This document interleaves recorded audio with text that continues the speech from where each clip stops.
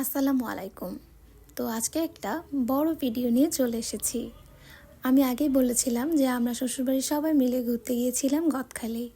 তো গদখালি তো ফুলের রাজ্য, আর এই শীতের সময় এই জায়গাটা অনেক বেশি সুন্দর। বিভিন্ন জায়গা থেকে পর্যটকেরা আসেন এই ফুল বাগান দেখতে। এখানকার এই ফুল বাগান সত্যিই মনোমুগ্ধকর এবং অসাধারণ দৃশ্য।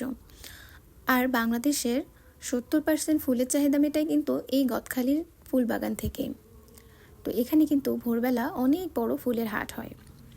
তো যাই হোক, আমরাও অনেক ভোরে চলে গিয়েছি, ফুল বাগানে ঘুরেছি। আর এই যে দোকানগুলো তখন মাত্রই খুলেছে এবং আমরা ছিলাম এখানকার প্রথম কাস্টমার। তো আমরা যেহেতু গদখালি ঘুরতে এসেছি, আর ফুলের ব্যান্ড না নিলে হয়, সবার জন্য ফুলের ব্যান্ড নিয়ে নিলাম এবং এগুলো মাথায় পরে আমরা এই ফুলকুড়ি পার্কে ঢুকলাম। ফুলকুড়ি পার্কটা মোটামুটি ভালোই, খুব বেশি বড় না, ছোট। তো আমি একটা হাতের জন্য ফুলের ব্যান্ড নিয়েছিলাম, তো সেটা আমার ছোটো বোন আমাকে পরিয়ে দিচ্ছে। আমরা ফুলকুড়ি পার্কে বেশিক্ষণ থাকার মতো এমন কিছু জিনিস নাই, তো ওখান থেকে বেরিয়ে গেলাম। আর রাস্তায় এরকম ছোট ছোট অনেক দোকান ছিল, বিভিন্ন রকমের জিনিসপত্র, ফুচকার দোকান, খাবারের দোকান, আর ফুলের দোকান তো আছেই।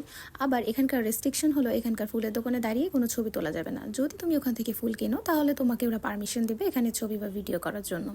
তো তারপরে আমরা ওখান থেকে বেরিয়ে যাই, আর পরে এই সরিষা ফুলের ক্ষেতটা দেখে ভালো লাগছে। তারপরে আমরা চলে এসেছি বিএফ মিউজিয়াম। তো আমি আর জায়সা একটু হাঁটাহাঁটি করছিলাম, ওখানে দুইজন ঘোরাফেরা করছিলাম, আর সবাই যে যার মতো এনজয় করছিলাম ওখানে। এই পার্কটা অনেক সুন্দর, তবে রোদটা ছিল প্রখর, এই শীতের দিনেও গরম লেগেছে। আর তারপরে আমরা চলে যাই দুপুরের লাঞ্চ সারতে কাচ্চি ভাইতে। কাচ্চি ভাই আমার বরাবরই অনেক বেশি পছন্দের।